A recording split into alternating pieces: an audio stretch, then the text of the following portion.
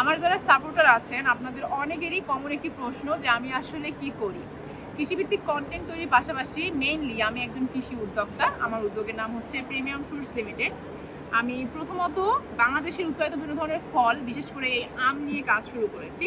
তার জন্য প্রথমত আমরা কৃষক লেভেলে বাগানগুলোকে প্রথমে নিবন্ধিত করি, তারপর চাষি ভাইদের সাথে চুক্তি করি এবং তাদেরকে প্রিমিয়াম ফ্রুটসের যে অ্যাডভাইজার রয়েছেন তার মাধ্যমে বিভিন্ন ধরনের পরামর্শ এবং ট্রেনিংয়ের ব্যবস্থা করি।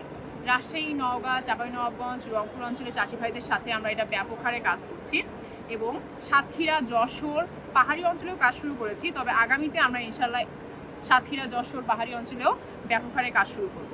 আমাদের লক্ষ্য হচ্ছে একদম কৃষক পর্যায়ে চাষি ভাইরা যেন এই বিভিন্ন ফলের চাষ পদ্ধতি সম্পর্কে এবং পরিচর্যা সম্পর্কে সঠিকভাবে জানে এবং স্বাস্থ্যকর ফল উৎপাদন করে, তার জন্য তাদের সাথে কাজ করা এবং যারা গ্রাহক রয়েছে, কনজিউমার, তারা যেন নিরাপদ এবং স্বাস্থ্যকর ফল সরাসরি বাসায় বসে পেতে পারে তার ব্যবস্থা করা এবং বাংলাদেশে ফলের একটি ব্র্যান্ড প্রতিষ্ঠা করা। কারণ আমাদের দেশে এখনও স্পেসিফিকভাবে ফলের কোনো নির্দিষ্ট ব্র্যান্ড নেই।